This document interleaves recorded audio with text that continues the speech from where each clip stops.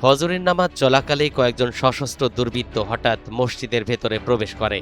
তারা সরাসরি মসজিদ কমিটির সেক্রেটারি লোকমান হাকিমকে লক্ষ্য করে গুলি ছোড়ে।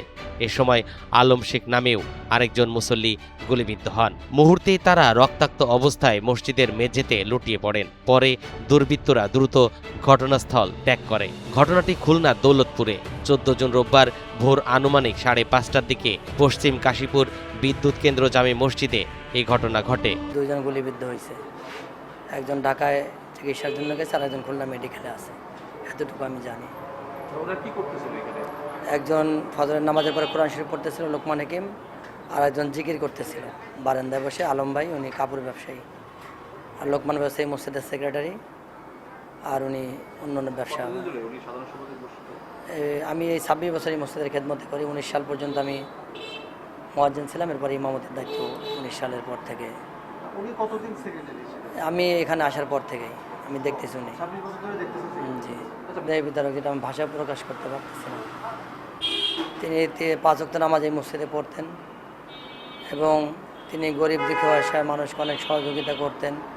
আমি ইমাম, আমার এই মসজিদে কোনো বেতন নাই, তিনি আমারে যখন যা প্রয়োজন অনেক সময় আমার সেগুলো মিটাইতো। আমার একজন গার্জিয়ান তিনি। পরে আসি শুনতেছি এরকম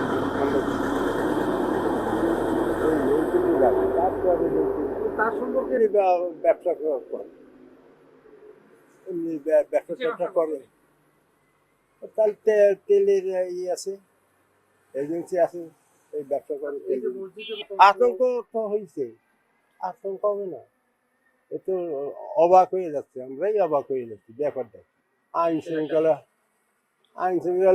তো সকালে ভোরে পরে দেখলাম তো দারগা সব আসে। এ ব্যাপারে খুলনা মেট্রোপলিটন পুলিশের সহকারী কমিশনার মোহাম্মদ আব্দুর রাজ্জাক জানান, ঘটনার খবর পেয়ে পুলিশ ঘটনাস্থলে গিয়েছে। হামলার কারণ ও জড়িতদের শনাক্ত করতে পুলিশ তদন্ত শুরু করেছে। আপনারা জানেন, দৌলতপুরে বিএল কলেজের সামনে এটি গুলির ঘটনা ঘটেছে। এই ঘটনায় ইতিমধ্যে আমরা আমাদের কয়েকটি টিম এই বিষয়ে কাজ করছে। তথ্য উপাত্ত সংগ্রহ পাশাপাশি আমরা ডিজিটাল এভিডেন্স কিছু সংগ্রহ করেছি, কিছু সিসিটিভি ফুটেজ আমরা সংগ্রহ করেছি, সেগুলো নিয়ে কাজ চলমান আছে। আমরা শনাক্ত করার চেষ্টা চলছে।